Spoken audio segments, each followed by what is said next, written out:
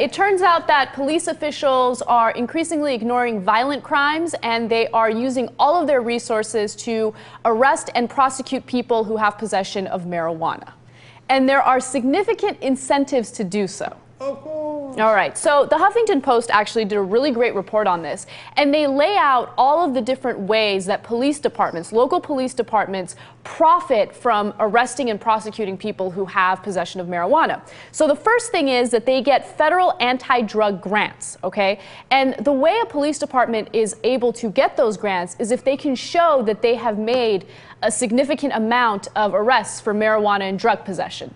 All right, and this is a competitive thing. It's not like all police departments get it. You get this grant if you can show that you have arrested enough people. All right, first of all, instantly, look at the incentive structure that they give you, right? Like, right or wrong, it's a real problem in your local community. It's not a problem in your local community. Who cares? You only get the money if you do our bidding, which is to arrest as many people for smoking marijuana and selling marijuana, et cetera, as possible.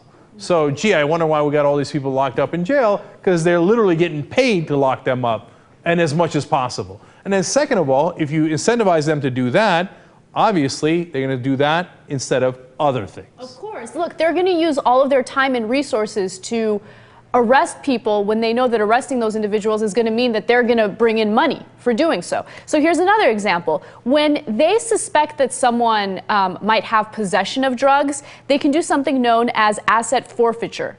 Okay, so for example, police can legally seize property from people merely suspected of drug crimes, and they can basically get a hold of the cash, and that cash goes back to the police department. It doesn't go back to the person who's arrested. When it comes to non-cash property, it's auctioned off, and that money goes back to the police department. So look, if you got raped or you got seriously assaulted and you lost an eye, etc., there's no profit in it for the cops. I mean, hopefully they'll get to it, right? But if you had a little bit of marijuana or cocaine or whatever in your Mercedes, hey, they got a Mercedes and they get money from the federal government. Wow, gee, I wonder which one they're going to put more effort into. Right, exactly. Look, there was a case of a woman in Chicago who was literally beaten to the point where she suffered a concussion. She woke up the following morning and she went to the police. The police didn't care, so she went and did her own investigation to find out who the attackers were. Then she went to the police and said, look, here are the attackers, the names of these people, where they live, please arrest them, arrest them. Finally, after bugging them, the Chicago police decided, all right, fine, we'll arrest these guys, but stop bitching about it. Yeah, stop complaining that you were beaten unconscious. Look, it didn't involve drugs, why would we care? Right, exactly. In fact, what she should have done instead of all that is, they beat me near death, plus I saw them smoking a joint.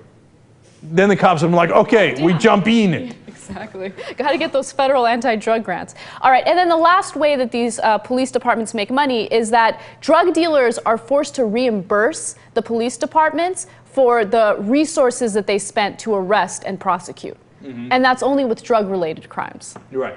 So again, if somebody came into your house, they attacked your kids, they robbed you of your precious possessions, well, since they don't have to pay it back to the cops, we'll get to it when we get to it, right? But you got a little bit of marijuana, let's make some money. You think this doesn't pervert how people, how those police departments react to these different crimes?